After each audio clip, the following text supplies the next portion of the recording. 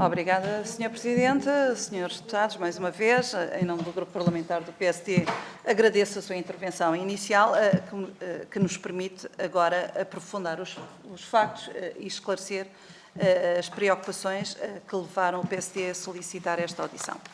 Para melhor contextualização das questões objeto da presente audição, importa destacar, como ainda há pouco referi, que no âmbito da audição da Sra. Secretária de Estado da Inclusão e Ação Social foram prestados esclarecimentos pela tutela que confirmam que o Governo está, de facto, a reavaliar o Plano de Ação para o Envelhecimento Ativo e Saudável e tem intenção de integrar este plano numa estratégia nacional mais abrangente, mais ambiciosa, e que esta reavaliação do Plano de Ação não compromete de todo ou coloca em risco quaisquer atividades previstas nesse Plano de Ação, nem quaisquer financiamentos comunitários.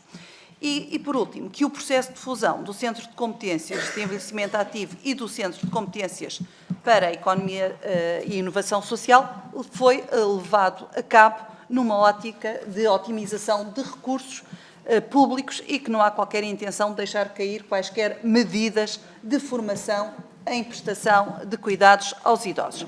Não obstante estes esclarecimentos prestados pela tutela, entendemos ainda assim que é essencial que o IFP preste os devidos esclarecimentos quanto às matérias que se enquadram no âmbito das suas atribuições e competências.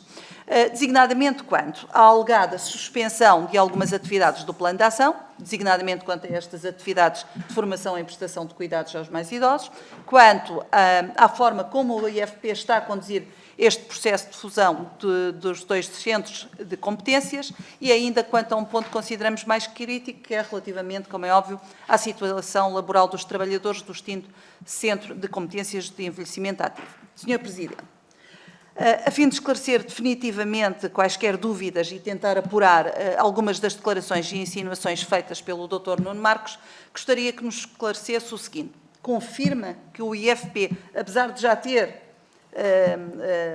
afirmado alguma informação sobre este assunto, ainda assim eu gostaria que me respondesse de uma forma muito precisa e concreta.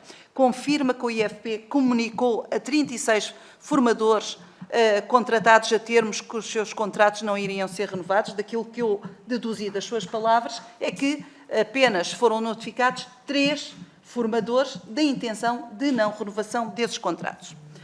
Pergunto, se sim, qual a justificação para essa decisão relativamente à comunicação de não renovação dos contratos e se essa decisão foi tomada autonomamente pelo IFP ou foi por instrução ou orientação da tutela. E pergunto isto porque também, ainda há pouco frisou o Sr. Doutor, no sentido que da portaria número 303, que procede à fusão dos dois centros de competência, não encontro qualquer norma ou preceito legal que pudesse justificar ou fundamentar tal decisão, e digo isto porque, de acordo com a mesma portaria, o novo Centro de Competências sucede nos contratos de trabalho celebrados pelos centros de competência objeto da fusão.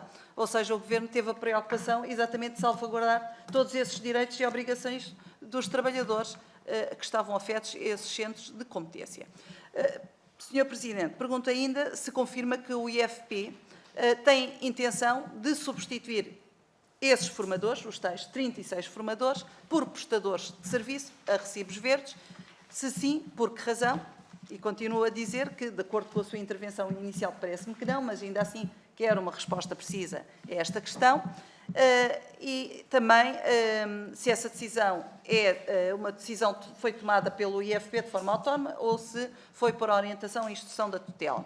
E, por último, afirmou este coordenador que o objetivo da fusão prevista na portaria 303 era, na verdade, a extinção do centro de competências e que as competências daquele centro, quanto à formação em prestação de cuidados aos idosos, não iriam ser asseguradas pelo novo Centro de Competências, o Centro de Competências de Economia Social, designadamente a formação dirigida aos cuidadores informais. Confirma essa informação.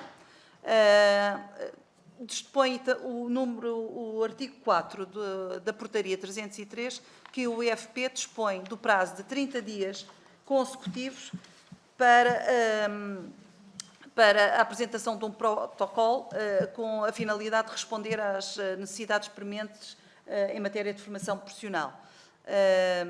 e nomeadamente, entre outros, relativamente à formação e prestação de cuidados aos idosos. Pergunto se já foi celebrado esse protocolo e se o mesmo contempla formação em prestação de cuidados aos idosos, nomeadamente a formação aos cuidadores informais. Agradecemos, portanto, para terminar, que já estou a ver que já estou a esgotar o meu tempo, agradecemos mais uma vez a sua presença nesta audição, bem como os contributos que nos deixa, que com certeza contribuirão em muito para esclarecer grande parte destas nossas preocupações. Obrigada.